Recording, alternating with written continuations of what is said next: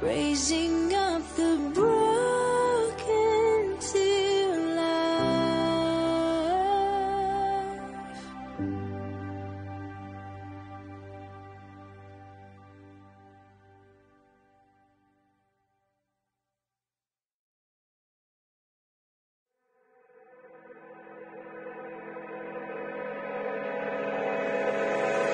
Let my feet beside the road, hear you speak, won't let go. Fall to my knees as I lift my hands to pray. Got every reason to be here again. Father's love draws me in. All my eyes can see is a glimpse of you. All I need is you. All I need is you, Lord, is you, Lord. All I need is you.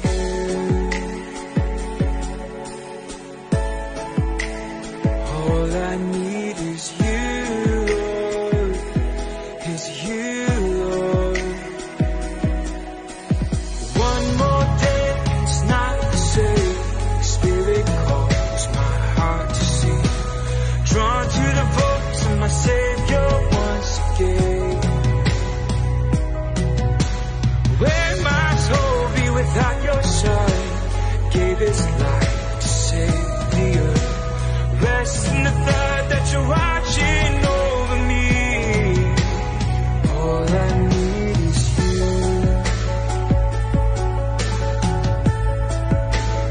All I need is you, Lord.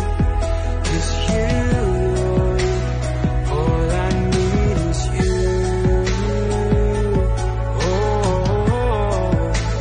All I need is you, Lord. Is you, Lord. All I need is you.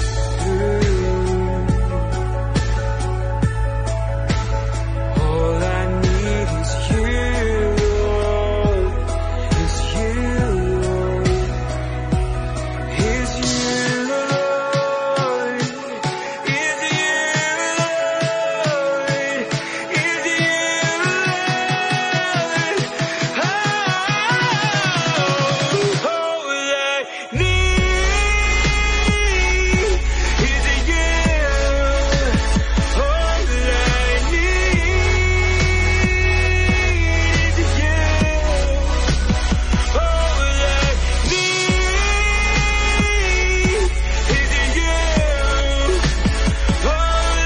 need is you. All I need is you, Jesus. All I need is you, Lord. Is you, Lord. All I need is you.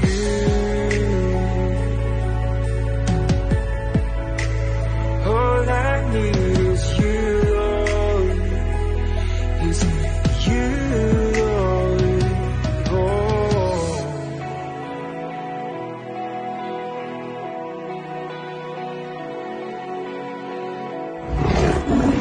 Kumbaga, inimbitahan ka, inanyayahan ka.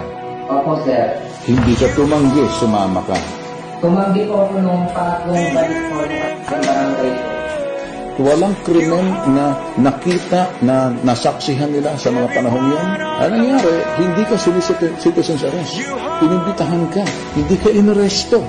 Ika'y kinakasuhan nila ng cyber libel and just vexation. Dito ang nakikita ko panlalabis. Kaya makinig ka, tatawagan namin sa kapitan dyan. Gaya na, hindi po inaresto. Because you did not arrest the person. Ano nangyari? So, Matulungan natin yan. Everyone on earth, you hold the universe.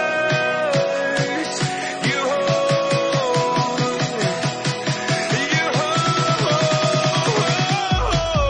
You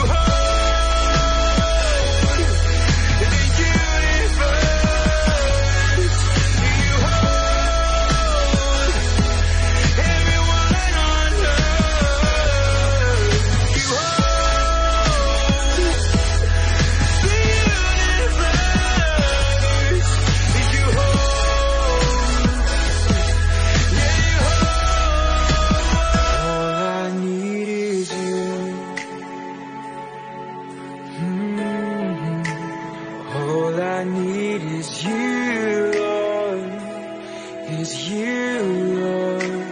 All I need is you. Oh, all I need is you, Lord, is you, Lord. Keep me within your arms, in your eyes. Keep me, oh keep me within your arms, within your eyes. Keep me, Jesus.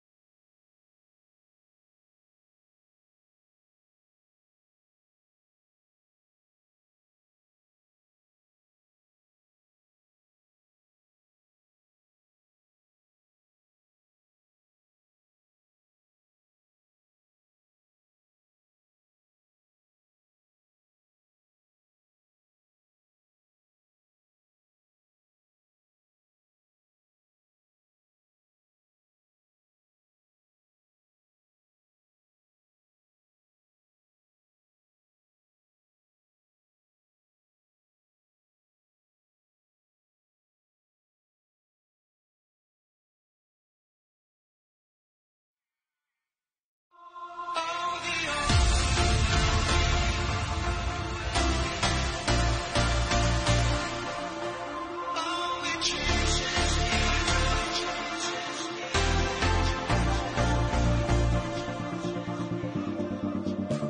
I spoke a word, you were singing over me. You've been so, so good to me. Before I took a breath, you breathed your life in me. You've been so, so kind to me. Oh, the overwhelming, never-ending, reckless love of God. Oh, it chases me down, fights till I found these 99. I couldn't earn it, I don't deserve it, still you give yourself away. Oh, the overwhelming, never-ending, reckless love of God.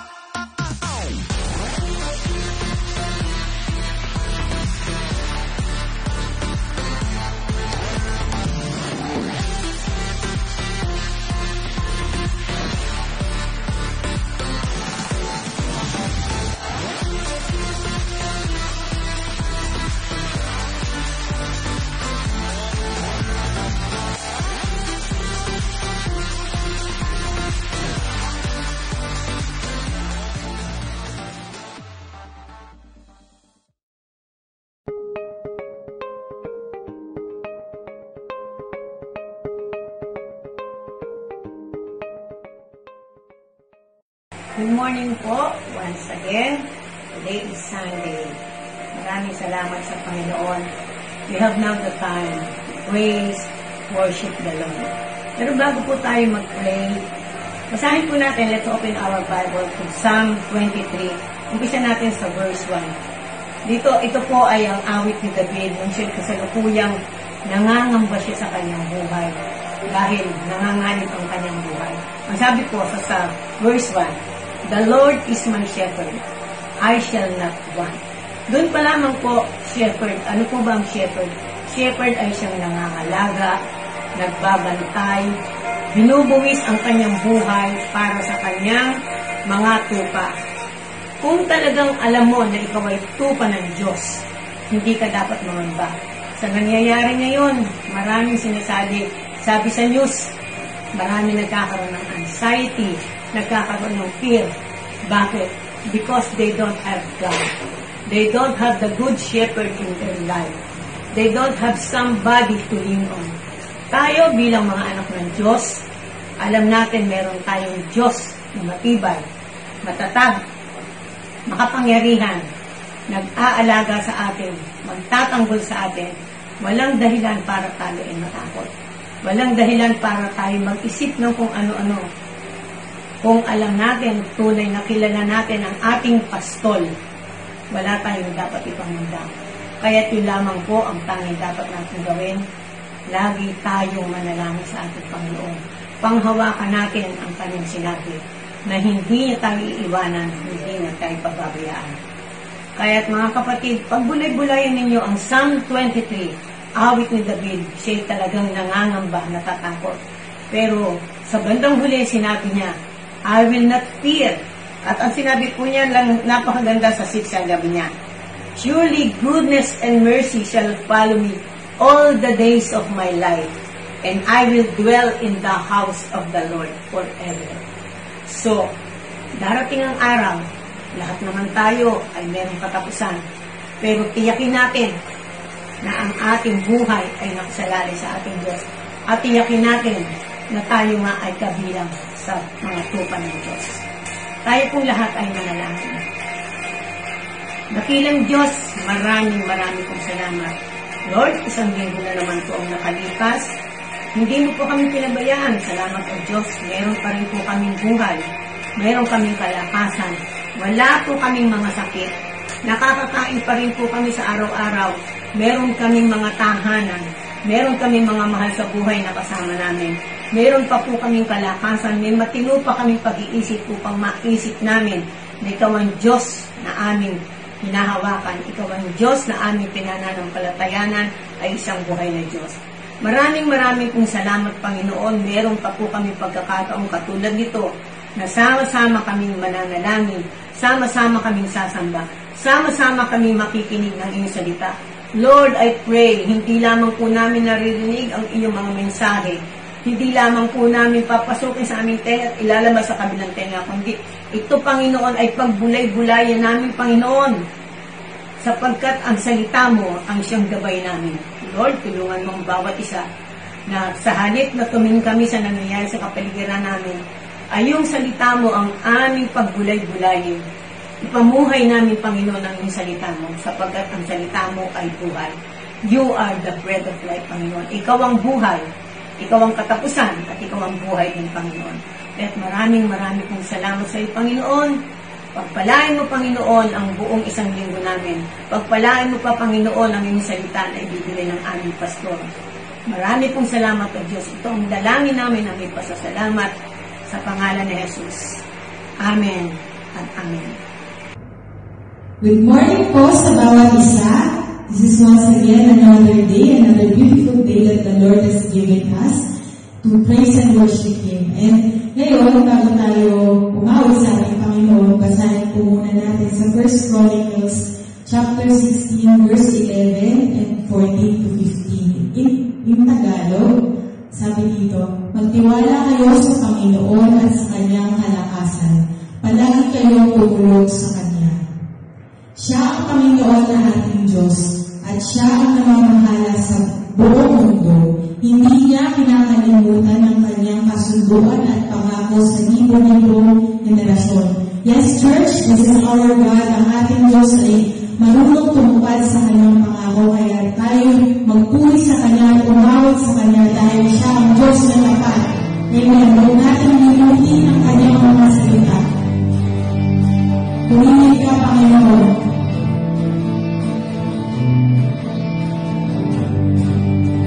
Praise the Lord. Praise the Lord.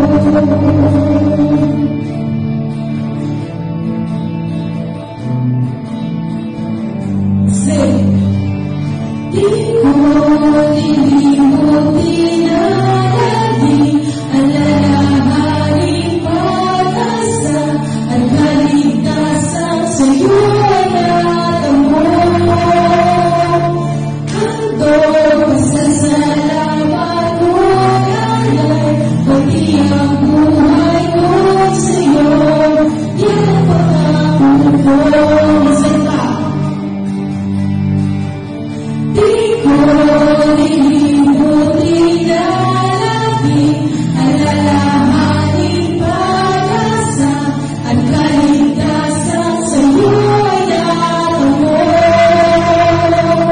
Handog pasasalamat ko alay, pati ang buhay ko sa iyo, yan ang pangako ko. Magmamahal sa'yo ng tunay, mag-iikot at habang buhay, sa daming haring may-ari ng puso ko. Magbibigay ng karangalan, sa tuwina at papupurihan ka. O Diyos, di ko lilimutin na lagi ang lalahaning pag-asa at kaligtasan sa iyo ay natamo. Handog pasasalamat ko alay, pati ang buhay ko sa iyo, yan ang pangako ko. Magmamahal sa'yo ng tunay, magmamahal sa'yo ng tunay, mag-iikot at habang buhay, sa daming haring may-ari ng puso ko. Magbibigay ng karangalan, sa tuwina ay papupurihan ka. O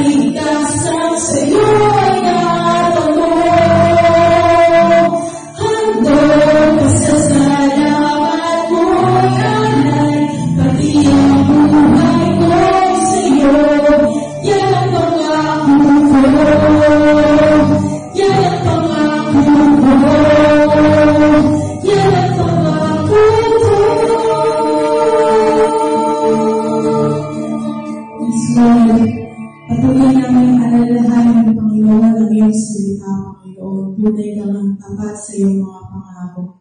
O Panginoon, we will just continually praise you and honor you, Lord God. Dahil sa bawat salita mo, Panginoon, ito'y buhay sa amin, Panginoon. Ikaw lang, Lord God, tanging namin masasandalan, Panginoon. Just praise you, Lord God.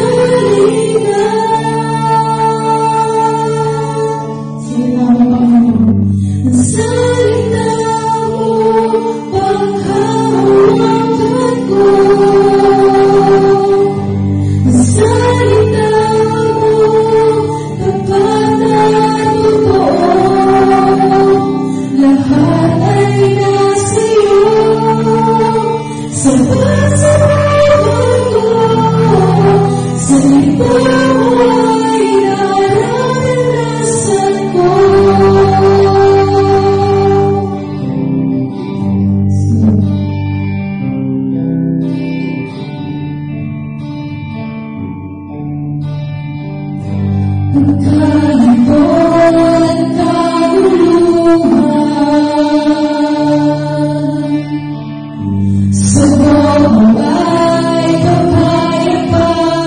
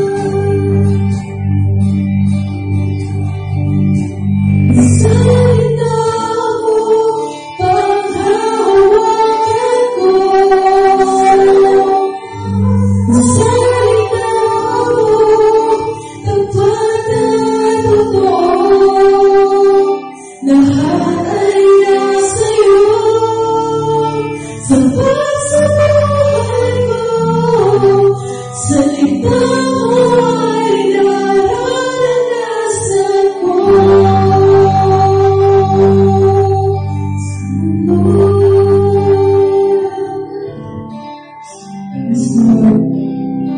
Patuloy namin nakawaan ng bawat salita mo, Panginoon, dahil ikaw ang Diyos na patuloy na bumubugay sa iyong mga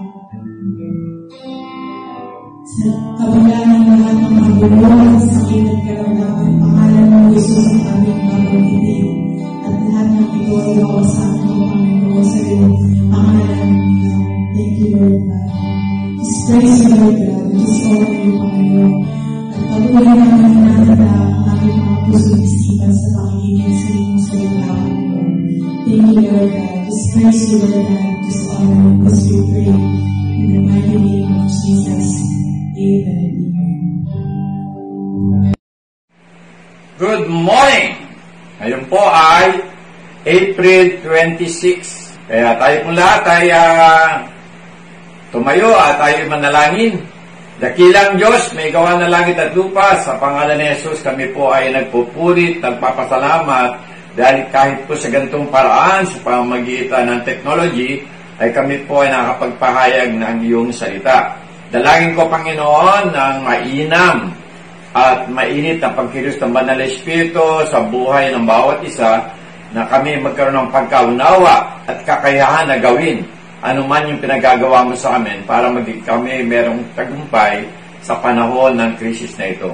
Salamat, O Diyos, at sa iyo ang papuri, sa iyo pasalamat, sa iyo ang kadakilaan. Sa pangalan ni Jesus, ang bayan ng Diyos magsabi ng Amen. Tayo pong lahat ay maupo na.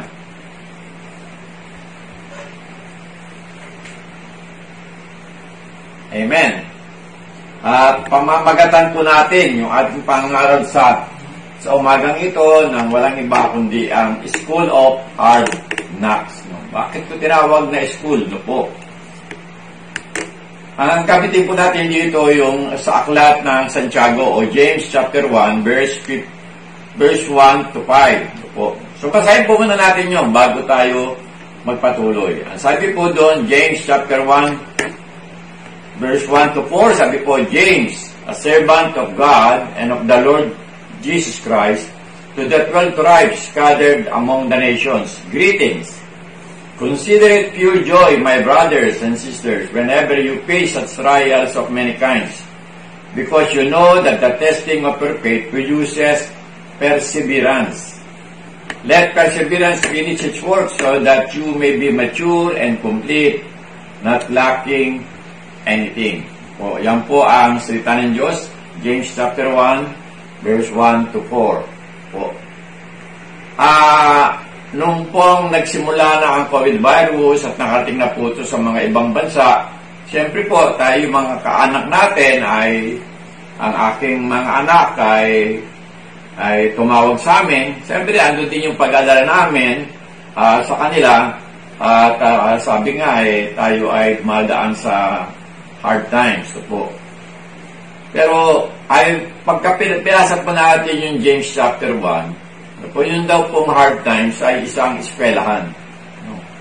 Pagdating po ng hard times sa buhay po natin, we either become a student or a victim. Kasi po yung victim, sinasabi ng victim, sabi niya, why did this happen to me? Bakit nangyayari sa akin to? Yan yung sinasabi ng biktima. Pero ang estudyante, ang sinasabi niya sa kanya sarili, ano ang sinasabi ng Diyos sa akin sa mga pagkakataon to? At ano ang itinuturo ng pagkakataong ito, ng COVID virus? Tanungin niyo sa sarili niyo, ano ang natutunan niyo sa COVID virus? Huwag niyo isipin na kayo biktima lang. Kasi kung meron tayong victim mentality, baka tayo umabot pa sa tinatawag po na depression. Wala na tayong, tulad tayo ng mga taong walang pag-asa o walang inaasahan na tumulong. Kaya nga yung mga iba na laging nakasandal sa gobyerno, pag hindi napadala ng tulong, marami sinasabi, marami reklamo. Ang masakit, yung mga ibang tinulungan ay nahuling ginamit pangpuhunan sa shabu, yung iba naman ay nagiinuman nung magkaroon ng moderation fund po. Pero tayo po na nagtitiwala sa Diyos, ang inaasahan po natin ay Diyos. Ang pagtitiwala natin ay nasa Diyos, kaya ng Diyos nakatagpuin yung pangailangan natin, anuman yung nangyayari sa mga buhay po natin. Pero kung isipin po natin sa instability ng mga panahon ngayon, po, hindi mo alam wala tayong kasagutan. Sabi nga po sa aklat ng Job, sa Job chapter 5 verse 7, sabi po ni Job, ang tao daw ay sinilang sa mga trouble sa kanyang buhay. Katulad ng spark, yung pong alipato ng isang apoy. No? Ako po niniwala na we are people at living in a troubled planet. No po. Ngayon pa lang ay nag-aalala yung mga tao na after daw ng COVID virus, meron daw pong isang virus na naman. Hindi ko alam kung anong virus yun. Baka COVID virus number 2, number 3. Hindi natin alam. Parang modelo lang ng mga gadgets yan Ngayon, nasa ano tayong Apple ngayon? Apple 8 na ba tayo o Apple 18? Hindi ko na po alam. Dahil tayo ay nabubuhay sa isang lugmok na lipunan o lugmok na mundo dahil sa kasalanan. Yung kasalanan po ay nagbunga din yun ng pagkabulok ng ating physical na buhay. Na-impact na ang mga buhay natin. Po. Yung ating katawan ay tumatanda, nalulod, yung dating maganda ay kumukupas yung ganda po. Ang mga tao hindi laging healthy, nagkakasakit din ang mga tao. Mga tao, they grow old po.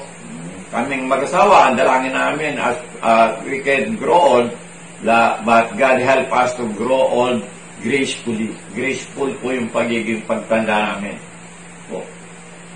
Yung mga tao ay nagpapatay, po. Alam niyo po ba, sa gitna ng COVID virus na ngayon, meron pong gera, meron digmaan na nangyayari ngayon sa Nigeria, na nangyayari ngayon sa Libya. Po. Parang hindi pa kontento ang mga tao sa COVID virus, gusto pa nila, may dagdag pa, flash war pa. Po. So, ganyan po talaga ang kalagayan ng mundo ngayon, po. Kahit kung ikaw ay isang magulang, hindi ka nakakatiyak, Minsan yung anak mo, ang tingin mo, maayos na maayos, pero yung pala, sa likod pala ng kanyang kaayusan, ay nahook na sa drugs yan. O yung dating mong anak na laging masinop mag-aral, ngayon nahook na sa Mobile Legends, o anumang games na umuubos ang kanyang oras. Po. Lahat ng yan ay bunga din ng kasalanan, pumasok ang kasalanan sa sanlibutan. Yan po ang binunga. Tayo ay nabibigo sa mga leaders natin, kaya nga maraming patutsada sa ating pamahalaan, nahuli daw yung ECQ, kung ano-ano pa man po. Hindi ka nakakatiyak. Minsan yung kaibigan mo ngayon ay siya din magdidemanda sa iyo for whatever reason na mangyayari sa inyong relasyon po. Hindi ka nakakaalam na ngayon may trabaho ka, bigla-bigla na lang bukas wala kang trabaho. Tulad na nangyari ngayon. Kaya nga, ang Dolly ngayon ay nagsabi na hindi mo pwedeng tanggalin ang isang tao dahil siya ay hindi nagtrabaho ng ECQ. Hindi pwedeng gamitin yun as termination reason. Noong mga ilang taon po, nakabasa ako ng isang article. Yung article na nagsasabi tungkol sa mga ganitong mga panahon. Sa panahon daw na merong kaguluhan, sa panahon daw na merong digmaan, sa panahon na merong gantong salot na kumikilos, ay kailangan daw mamili ka. You either become a victim or a student. Dahil yung biktima, sinasabi niya, bakit? Ako naapektuhan. Pero dapat, ikaw ay student. Ano yung matutunan mo? Ano yung sinasabi ng Diyos? Bakit may COVID virus? Maraming nagpupunta sa aking, nagme-message sa akin, Pastor, paliwanag mo nga sa akin, ito ba ay parusa ng Diyos? Hindi ko sila mabigyan ng panahon, pero nakakuha po ko na isang article. Nakita ko sa kanya na ang COVID virus ay hindi po gawa ng Diyos. Ang COVID virus ay gawa ng tao. O gawa ng kalikasan.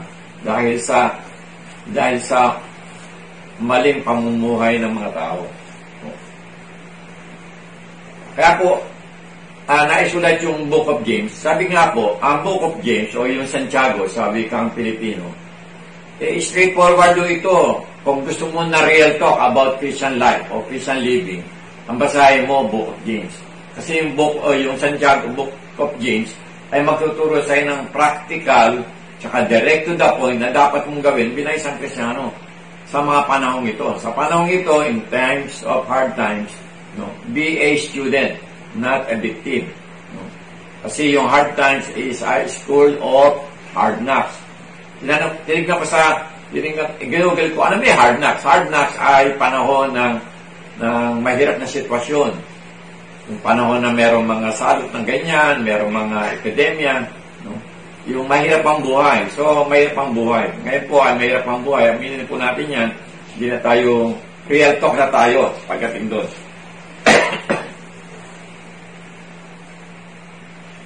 Si James po ay nagbigay po siya ng tatlong pamamaraan paano tayo mabubuhay sa ganitong panahon.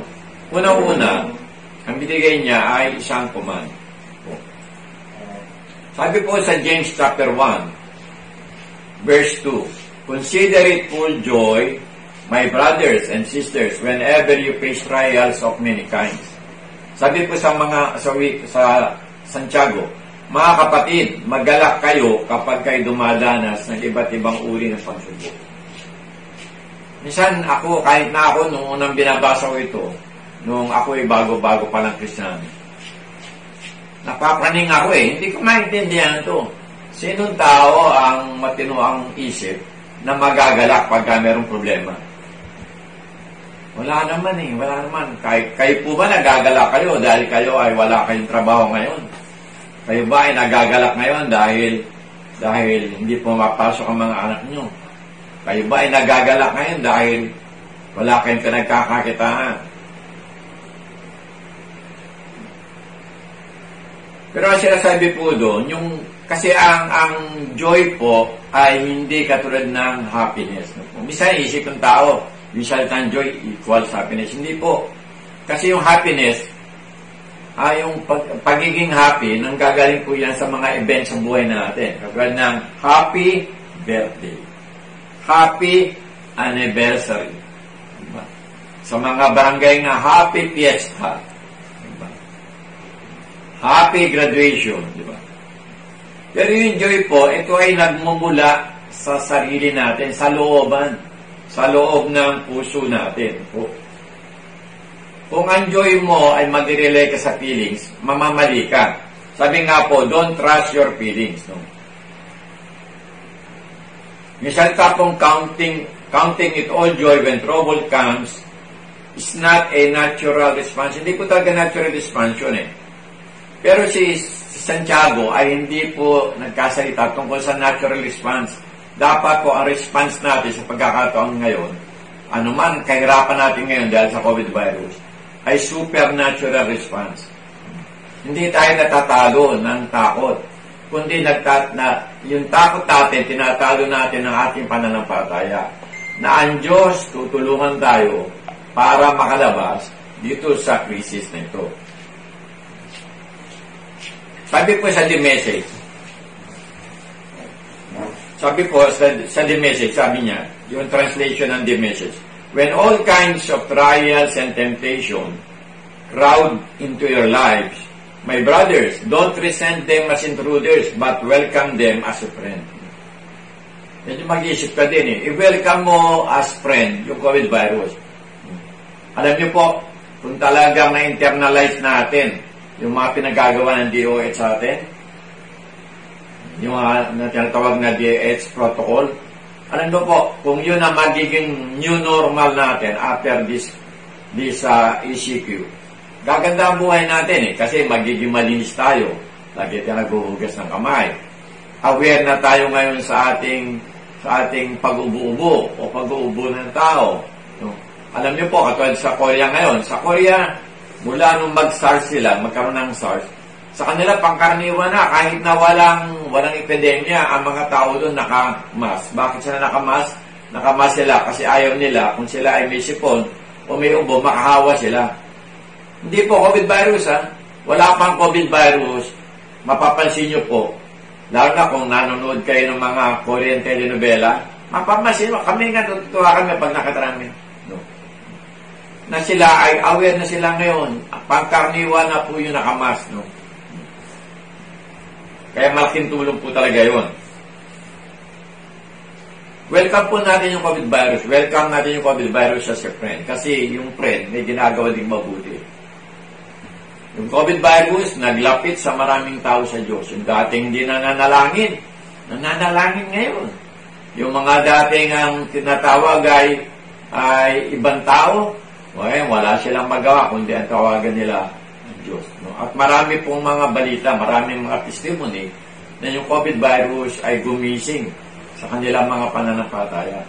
Even ang mga ospital dati, pinagbabawal, minsan tinipigilan ka, minsan pagka nag-hospital ministry kami, yung mga director na hospital, ang tingin sa amin, kaabalahan.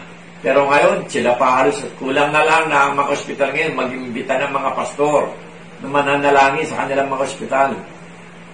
Dahil nakita nila yung value, yung spiritual value ng pananalangin. Nagbibigay ito ng lakas ng loob sa mga pasyente.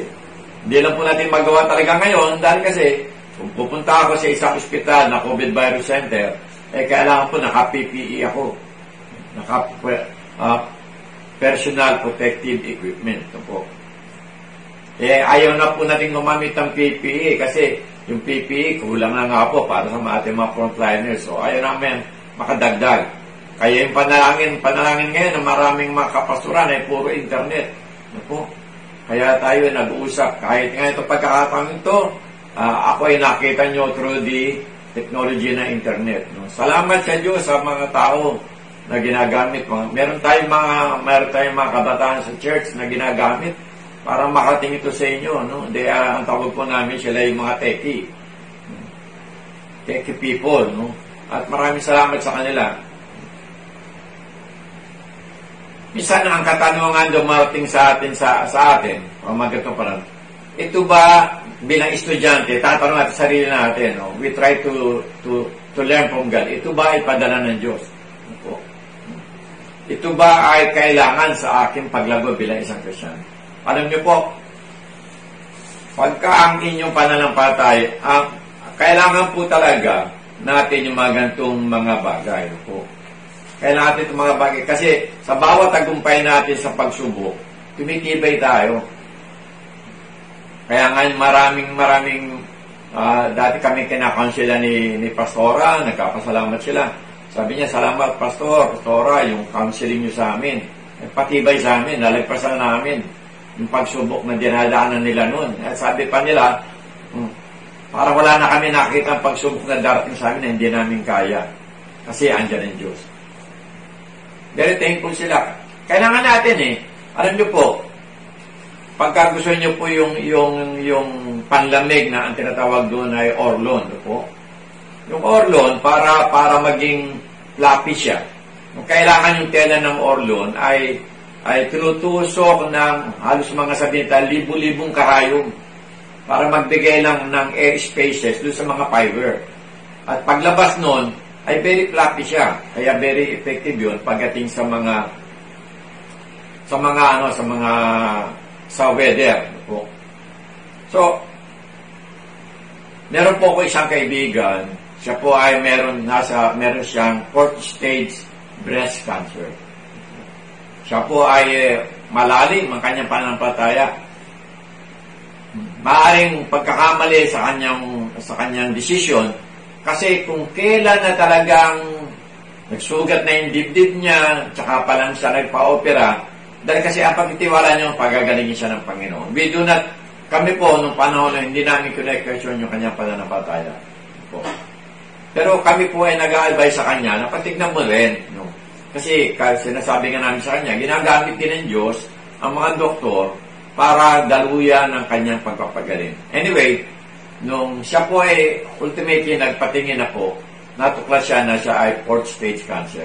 Pero ang maganda po doon, napakatibay na kanyang pananampalataya. Very rooted siya sa Word of God at hindi nakapigil sa kanya yun. Kaya ngayon, yung kanyang karamdaman ay nagbigay sa kanya ng another platform for evangelism. Sino ba naman ang taong tatanggi ng makikinig sa isang tao na mayroong karanasan na sa cancer? Po. Lahat nakikinig sa kanya. At marami siyang mga nabigyan ng patotoo na may sakit din ng mga cancer, pero ngayon ay lalakas ang loob kasi nakita nila na ang Diyos ay kumikilos even sa mga ganong mga tao. Kaya po, patibay lang po tayo. No? Binibigyan tayo ng Diyos. Sabi ni Santiago, sabi niya, magala kayo kapag kayo dumadanas sa iba't ibang uri ng pagsubok. No po.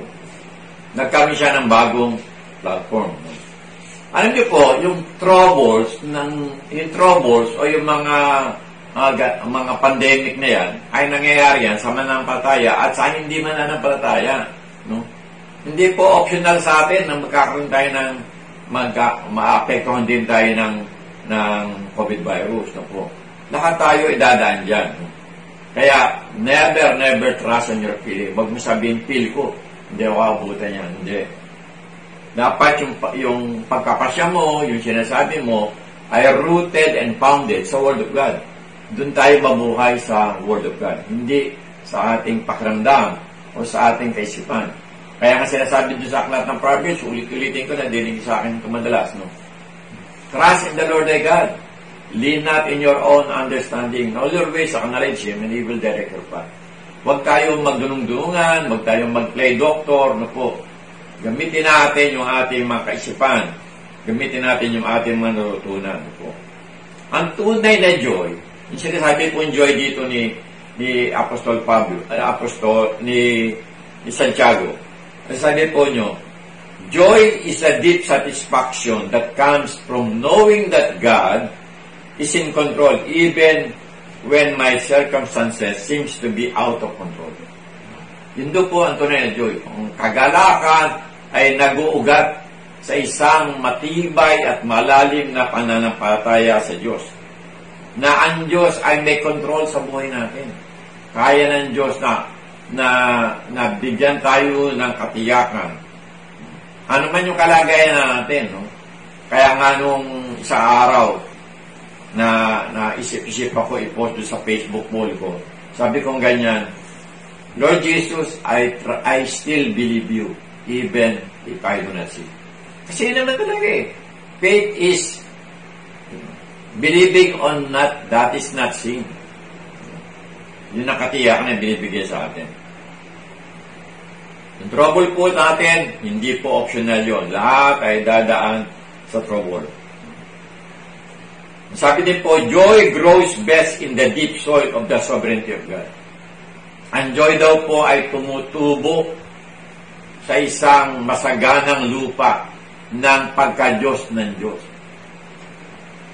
Joy grows best in the deep soil of the sovereignty of God. Alam niyo po, kahit ano pang virus ang dumating, hindi magbabago ang pagka-Diyos ng Diyos.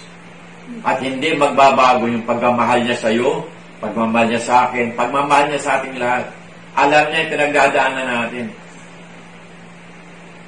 Kaya nga sinasabi din sa aklat sa Lumang Tipan, ang Diyos ay hindi nalulugod sa isang taong namatay. Hindi nalulugod ng Diyos. Lalo namang hindi nalulugod ng Diyos kung ang isang Kristiyano ay mamatay. Kasi hindi naman yung talaga ang kanyang layunin sa atin.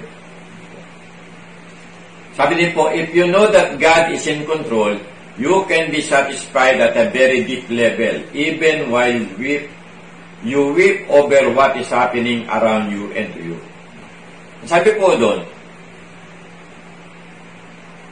kung alam natin na ang Diyos ay may hawak ng lahat ng pagkakataon o lahat ng pangyayari sa buhay po natin, magkakaroon tayo ng kasiyahan, kapanatagan, a satisfaction in life, no? A very deep satisfaction na kahit tayo ay umiiyak, tayo ay nagdurusa sa kalagayan natin, alam ng Diyos, kilala ng Diyos tayo, at alam ng Diyos yung gagawin niya para tayo ilabas sa mga ganyang pagsubok. Ano pa ang sinabi ni Santiago? Ang sabi po ni Santiago sa James chapter 1 verse 3, the reason. Ito yung dahilan, sabi niya. James chapter 1 verse 3. Because you know that the testing of your faith produces perseverance.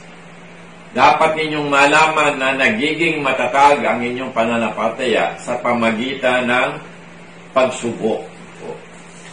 Ang ating pananampalataya bilang mga Kristiyano ay talagang masusubok. Tingnan niyo po yung word na you know. Yung you know na yon, hindi po yun yung tinatawag na nalaman natin sa book learning. Yung you know na yon, ito po yung nanggagaling, ito po yung tinatawag nating heart knowledge. No? Alam niyo po, yung heart knowledge, nanggagaling yan sa faith. Alam mo, you gain experience, no? Kaya, ako po talaga ay kung uulitin ko sa inyo, ano ba yung favorite verse ko sa Bible? One of the most favorite verse ko sa Bible, no, Isaiah 55:11.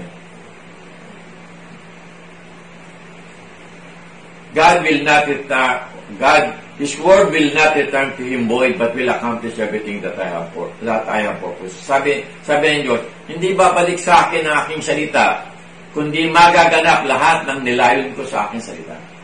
Sa akin po, it gives comfort. It gives comfort. Kaya ako hindi ako nag-aalala sa tinatawag na tribulation, kasi mangyayari yan eh. Sino makakapigil ng tribulation? Wala makakapigil yan. Sino din ang makakapigil ng kaligtasan ko? Wala makakapigil yan. Kasi ang nagbibigay ng kaligtasan sa akin, si Christ. It is by grace that I am saved through faith. Not of my works, hindi sa talino ko, kaalaman ko, hindi sa aking social standing, no? O social sitting. Hindi po. Yung salita ng Diyos nagbibigay sa akin ng katiyakan. Nagbibigay sa akin ng katiyakan na kahit sa gantong panahon, God will not leave me. Sabi ng Diyos kasi, I will never leave you nor forsake you. Hindi kita lilisanin at hindi kita tatalikuran. I will not forsake you. Kasama natin ang Diyos.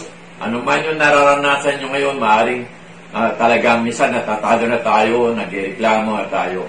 Pero bear in mind, yung salita niya hindi babalik ng baliwala sa Kanya. Kung meron siya mga pangako na pinangahawakan mo, mangyari po yan. Kasi pangako niya yun eh. God is not like a man to lie. Hindi siya katulad ng tao na sinungaling. His word will not return to Him void, but will accomplish everything that He have purpose in His word. Heaven and earth will pass away, but my word shall not pass away, sabi ni Lord. So magtiwala po tayo sa Kanya. Sabi nga ni Job, sa Job chapter 23 verse 10, He knows the way that I take. When He has tested me, I will comfort as gold. Sabi niya, alam ng Diyos yung dinadaanan ko. Pagka napagtagumpayan ko na, yung pagsubok na ito, lalabas ako tulad na isang ginto. Alam niyo po, yung salitang testing doon. Yun ang tinatawag minsan sa English na fiery trials. Yan yung, kung natatandaan nyo si Shadrach, Meshach, saka si Abednego, di ba nilagay siya sa oven, sa apoy, no po. Pero nung tignan ng mga kalaban niya, nakita nila doon, nakita nila ng mga, sabi niya, parang merong isang like a son of man with them. Instead na tatlo yung makikita sa loob ng oven, 4 yung nakikita. Sino ang kasama nila? Walang iba kundi si Christ. Kasi sabi ni Christ, I will never leave you nor forsake you. At ultimately, kung ating babasahin, yung nangyari sa Book of Daniel, makita natin, lumabas sila ng buhay. Hindi man lang nasunog kahit na isang balahibo sa kanilang buhok. Pero yung mga nagdadagdag ng fuel doon sa oven, sila pa'y nasunog. Ganun po ang Diyos eh. Nagte-testing lang yung faith po natin. Meron po ako nilagay sa aking Facebook wall. Sabi niya, until your faith is put to the test, it remains theoretical. Di ba? Kasi meron nga nagkatanga, hindi, may faith ako. Oo. Aminin ko, may faith ka. Pero pagka yung faith mo yan, hindi nasubok yan, tsurete ka lang yan. Ngayon, nasusubok yung pananampalataya natin, no? Minsan, nalulungkot nga ako, yung mga ibang mga kapatiran. Ang sinasabi nila, paano na lang kami? Di ba? Paano na lang kami mabubuhay? Di ba? Para bang ang buhay na sa tao o nasa gobyerno? Ang tunay na buhay po nasa kami ng Diyos. In Him is life. Life eternally. Ang buhay po ay hindi puro sa tinapay lamang. Hindi kasing halaga ng tinapay lamang. Life is not about eating bread or meat. Ang tunay na life ay yung makasama mo si Christ. Mas mahalaga po yun. May paraan po ang Diyos. Sabi nga po sa salita ng Diyos kung yung mga water lily, kung yung mga grass, yung mga damo, diba? Andyan ngayon, bukas wala na, dahil natuyo na. Inaalagaan ng Diyos. Ikaw pa. Sabihin mo sa katabi mo, ikaw pa. Ikaw pa. Kung alam mo na ikaw ay anak ng Diyos, hindi ka pababayaan ng Diyos. Kaya magtiwala ka sa Diyos. Yan yung rason. Kasi ito yung panahon na testing yung faith mo. Yung faith mo ngayon under trial. Kasi yung faith na yan, pag hindi na testing yan, tsurete ka lang yan. Marami nagsasabi na, hindi, pagagalingin ako ng Diyos. Nagsinasabi lang nila, pagagalingin ako ng Diyos kasi wala pala silang sakit. Pero, tignan ko kung magka-cancer ka.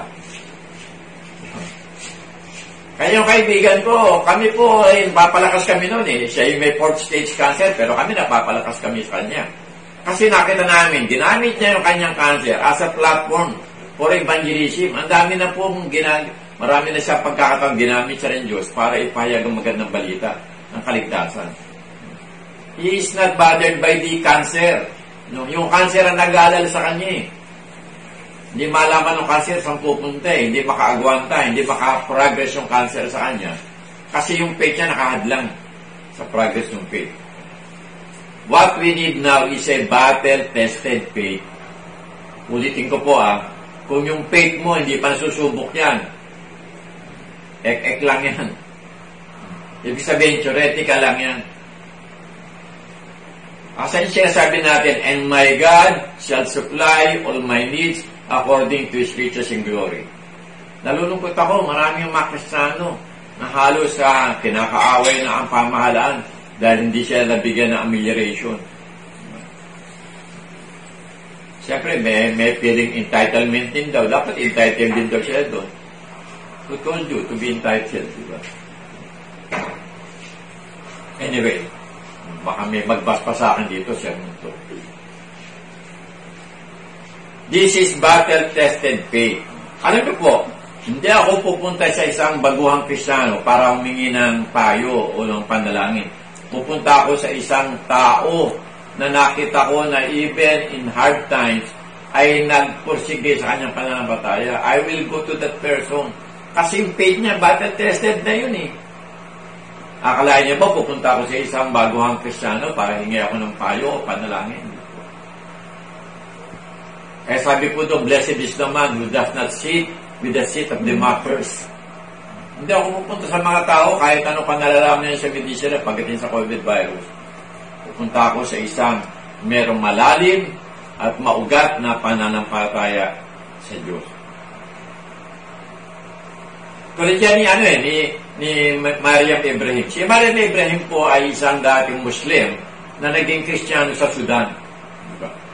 Dahil salitang Sudan pala, nag-isip na kayo. Siyempre, Sudan yun, sa Africa po yun. At ang Sudan is 99.9% Muslim. One of the biggest Muslim population in Africa, Sudan. Pero in the midst of that Muslim population, itong si Mariam Ibrahim ay naging Kristiyano. Nung siya ay hinarap sa mga Islamic judge o Islamic priest, di ba? Sabi sa kanya, sabi ng persekutor sa kanya, yung Islamic persekutor, sabi niya, talikuran mo na yung pananampalataya mo kay Christ. Ano po sabi niya? Sabi niya, Sabi niya, I am a Christian and I will remain a Christian. Kaya mo yun? Ako, panalangin ko, kung malagay ako sa ganung pagkakataon, ma-prepare muna ako ng Panginoon. Kasi kung hindi ka preparado, hindi natetest yung faith mo, kahit yung mga simple lang na pagtitiwala sa Diyos, hindi pa natetesting yan, mahirapan kang humarap sa ganung pagkakataon na nakataya na yung buhay mo. Kaya na yung buhay mo dun eh. Sa simpleng provision ng Panginoon, iyak ka na iyak. Wala kang pagtitiwala sa Diyos. So, kailangan po matest yung iyong faith. A faith that is not tested is just a theoretical faith. Tsuri lang yan. Best. Bye. Brother, sister. Tsuri lang yan. Pagkatiwala mo sa Diyos yung faith mo. Siguro panalangin mo sa Diyos, Lord, lagay mo sa testing yung faith ko para lalo akong kumapit sa iyo. Dangerous prayer po yan. Pero pag ginawa niya yan at napagtagumpayan niya yan, pwede na kayong maging katulad ni Miriam. Miriam Ibrahim sa Sudan. Ano po yung pangatlo na sinasabi ni Santiago? Meron po pangako, the promise. Sa James 1:4, ang sabi po doon, perseverance must finish its work so that you may be mature and complete, not lacking anything. Sabi po sa Santiago, at dapat kayong magpakatatag hanggang wakas upang kayo'y maging ganap at walang pagkukulang. Alam niyo po, yung perseverance, meron pong ano yan prosesong involved eh. Ang proseso diyan, perseverance requires desperate dependence. Desperate ka, dapat desperado yung pagtitiwala mo sa Diyos. Desperate dependence. And God's determination. Ibig sabihin, talagang matibay na determinasyon na humawak ka, lumakap ka sa faith mo, sa pananampalataya mo kay Christ. Kung ang kapaligiran mo ay parang nabubulok na o nagdidisintegrate. Alam niyo po, ang major survivor ng COVID-19 ay yung merong matibay na pananampalataya. Hindi ko po sinasabi isa ako doon. Sinasabi ko po, yun ang sinasabi ng salita ng Diyos. At yun ang dapat naging karuntunan natin. Let us not rest on ourselves. Let us not rest on our riches.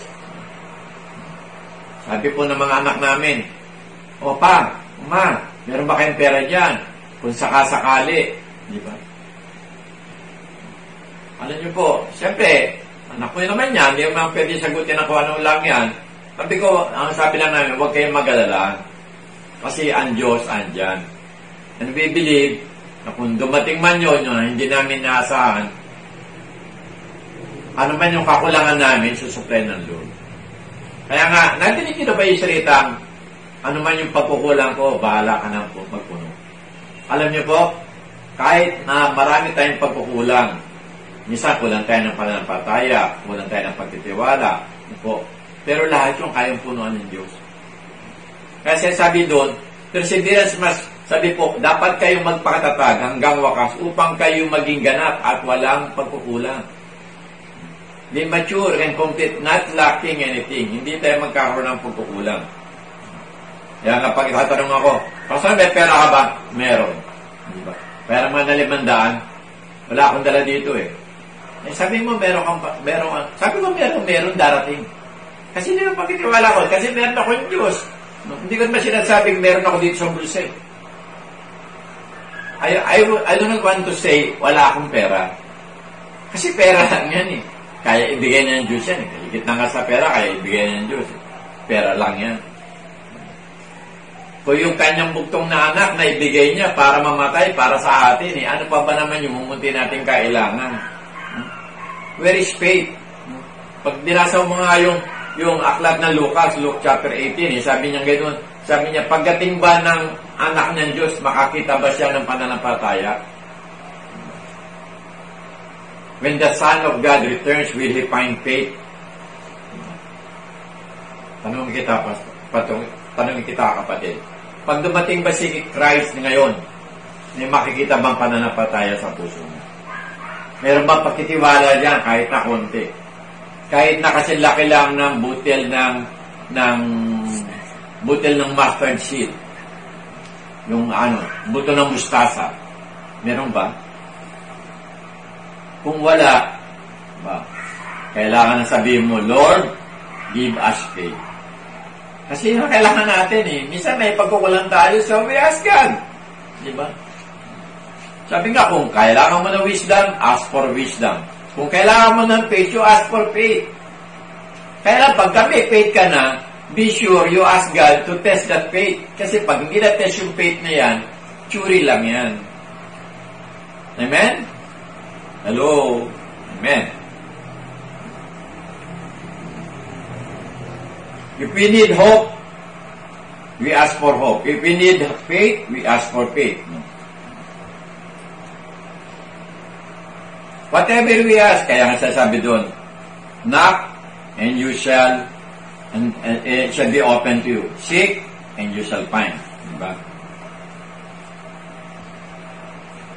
Ask and it will be answered to you.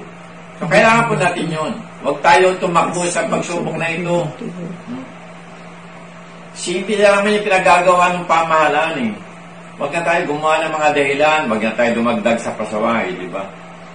Kung pwede naman tayo hindi na lumabas ng bahay eh. Actually, itong linggong to, isang beses pala ako nakalabas, pero mamaya I will have to go out kasi medyo may kailangan akong kunin, no? Kasi merong blessing si Lord na hinihintay namin na may nagsabi sa amin, may blessing si Lord. So, kukunin ko, blessing na yun eh. So, pag tinanong ako sa checkpoint mamaya, sabihin ko sa may blessing ho akong pupuntahan eh. Tinangako na po sa amin. Kahapon kasi, may tinulungan kami, tinanong ko sa checkpoint, sabi, saan ka pupunta? Sabi ko, hindi po ako lalabas, sir. Aabot ko lang po yung ayuda sa aming kapatiran. Kasi luro ko yung tao. Natuwa naman yung pulis sa akin, yung sundalo. Kasi, kami nangangailangan na ayuda, nag-ayuda kami. Kasi kapatiran ko naman, if I bless somebody, God will bless me. Ano lang ba yung blessing na binigay ko sa tao? Hindi mo, ano naman ipapalit ng blessing sa amin yun, ni Lord. No? Ganun lang po yun.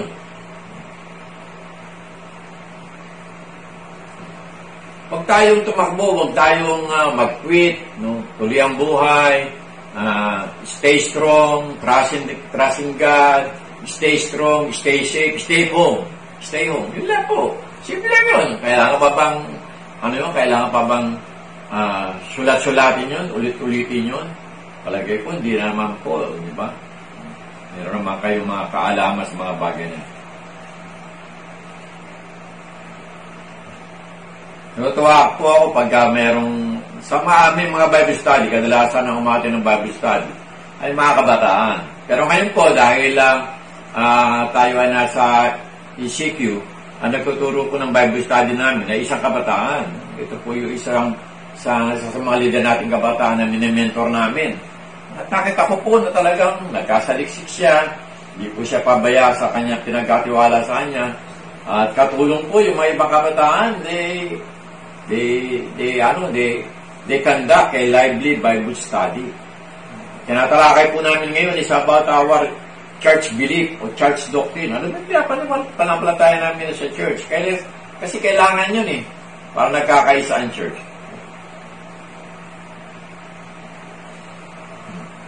So magtiwala tayo sa mga marami ng karanasan. Mga tao, yung mga sabi nga, gray hair. Sabi po sa Proverbs 20:29, the glory of young men is their strength. Gray hair is the splendor of the old. Gray hair. That's me. Sabi din po sa Proverbs 16:31, gray hair is a crown of glory. It is gained by living a godly life. Wow. No gray hair. It is gained by living a godly life. Pero hindi lahat na mayroong gray hair. matalino eh. Maraming gray hair na pasaway. Ang daming nga nahuli ngayon, mga gray hair. Matatanda, mga senior, nag-edify ng binibenta, pinapahiram yung kanilang quarantine pass for a fee. No? Yung isa, pinahiram yung quarantine pass niya ng 20 pesos para kaso nahuli. Masakit.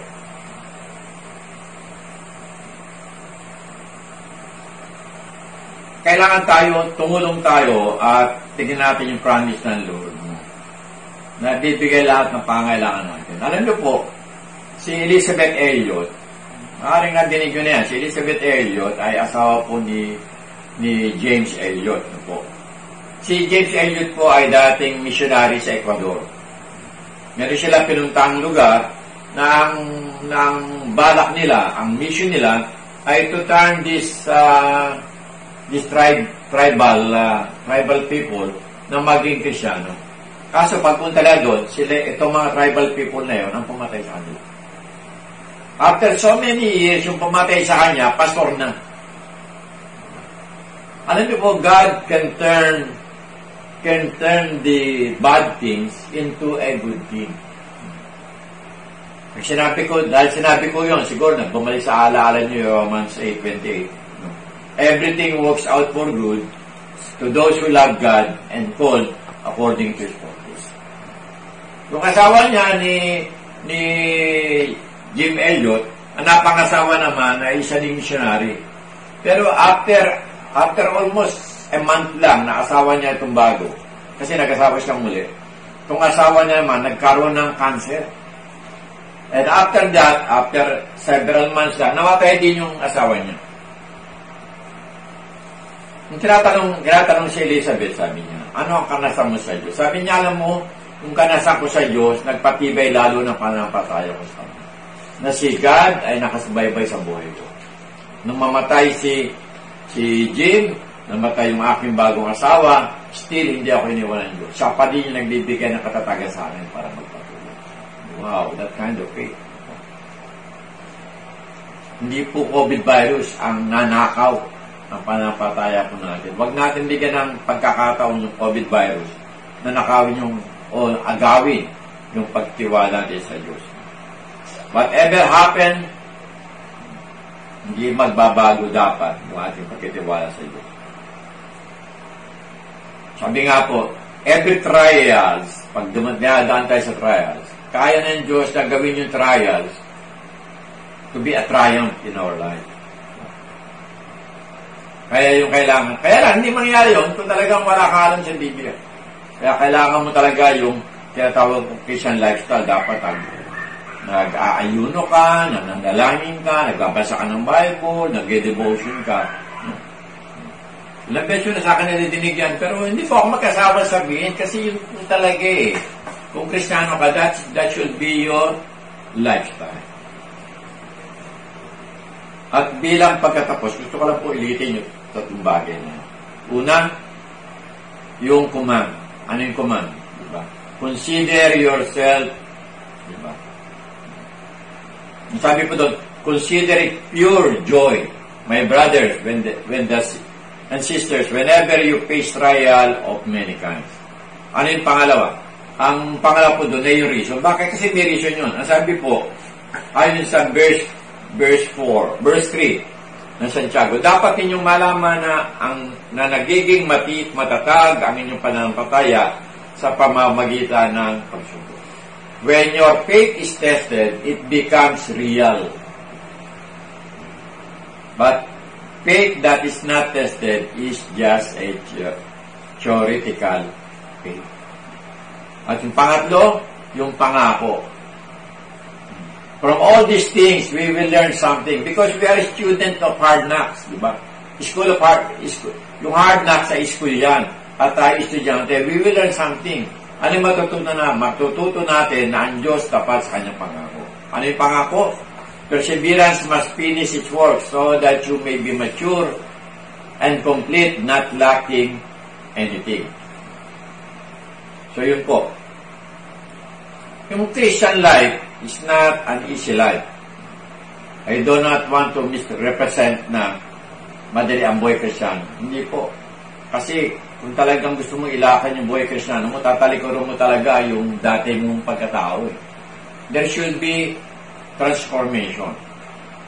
There should be abundant life. There should be spiritual victory. For the most part, we can choose our trials. We can choose not our trials. No, we can avoid much of them. Hindi tayo makakapili eh. Hindi rin alam kung kailan darating yung trials eh. Di ba? Minsan na lang, bigla lang magkasabi. Katulad nun, actually, yung aming kaibigan, nabigla din kami dun eh. Akala namin, simple lang na meron siyang naramdaman sa kanyang dibdib. Bigla na lang, sinabi niya sa amin. Sabi niya sa amin, I have 4th stage cancer. Nakakagulat, pero salamat dahil matibay pala ng patayan sa iyo. Hindi po layunin ng Diyos na sirain tayo. Ang may layunin at sirain tayo, patayin tayo, to kill, to destroy. Our faith ay walang iba kundi si Satan. Si God po ay walang layunin na sirain tayo o patayin tayo. Ang layunin ng Diyos sa tulong naman ng Espiritu is to transform us. To transform our bitterness into joy. Our anger into forgiveness. To transform our unbelief to trust. Our fear into faith. Our hatred to love. Our malice with kindness. Our stubbornness with gentleness. Our revenge into mercy. Our worry into peace. Our despair into hope. Yung ating kawalang pag-asa ay maging isang tunay na pag-asa sa isang buhay at makapangyarihan Diyos. Our perspective makes all the difference. God does not intend to destroy us, but He allows trials to come our way. Inaalam ng Diyos yung trials na yan. Those things that seem painful now will one day be clearly seen as benefits to our spiritual growth. Maaaring makahuli, pero matututo tayo. Ma-appreciate natin. Salamat, umaan tayo sa ganung trials.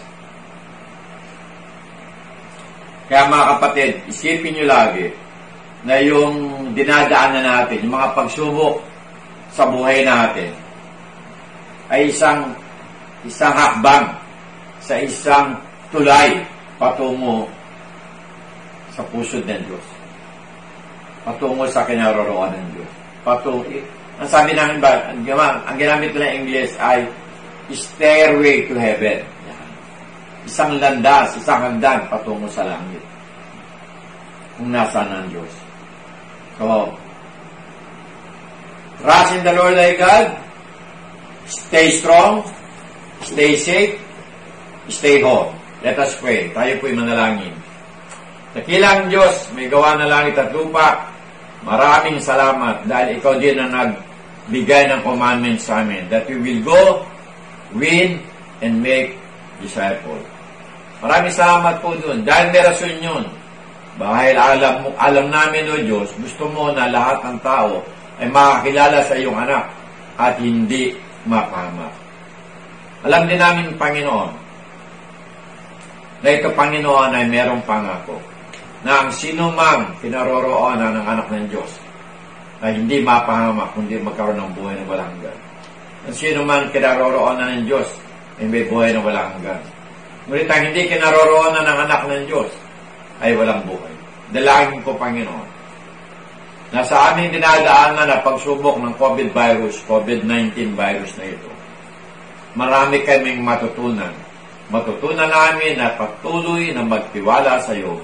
Ikaw ang Diyos na hindi nagbabago noon, ngayon, at kailanman. Pagpalain mo ang iyong bayan, Panginoon. Bless them mightily.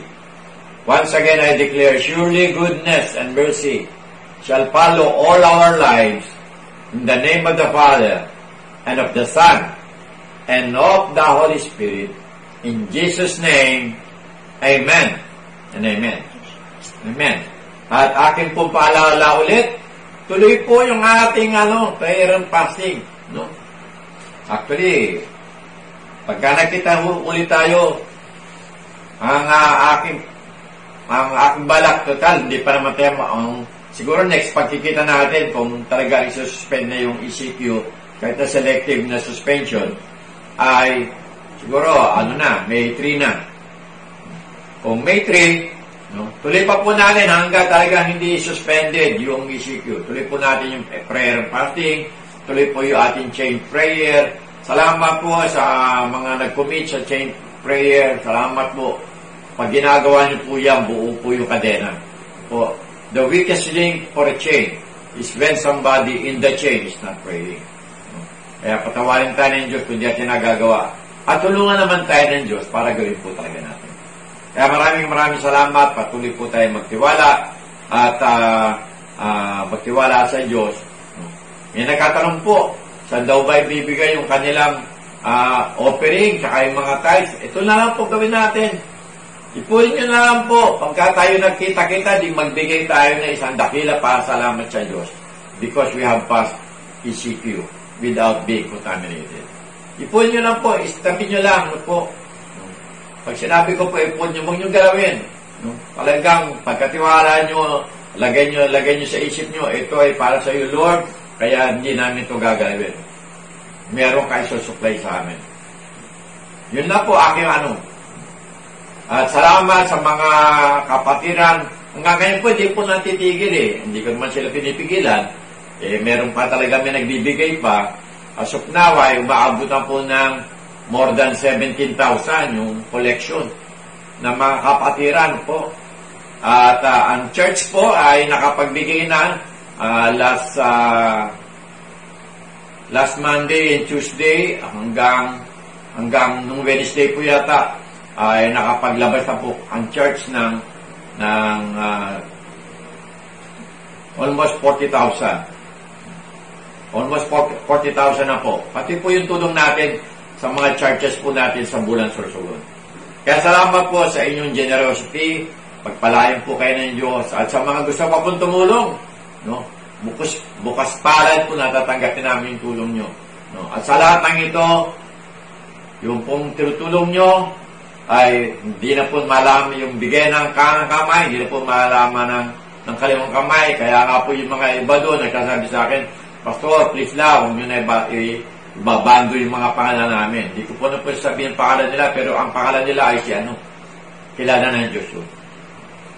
Hindi na po kailangan makilala. Pero I believe, meron na kayo hinala Alam nyo naman, malalaman mo namin yung mga giver sa church, sila yung madalas na makita mo pinagpapala So anyway, salamat po. At patuloy tayo. Panalangin nyo po na this will be the last internet telecast na susunod po ay sa church na. Nasasabik na rin po kami kayo ay makasama at magkaroon ng fellowship. So salamat po. Tayo po ay maghihiwalay. Go, win, and make disciples. Huwag po kayong pumayag na matatapos yung ECQ na hindi po tumatanggap lahat ng nasa inyong tahanan kay Kristo. Tulungan po tayo ng Banal Espiritu sa layunin ito. Purihin ng Diyos. God bless you. Stay home. At sa ating pagtatapos, muli natin nawitan ng ating Panginoon at patuloy natin siyang pasalamatan. Hallelujah!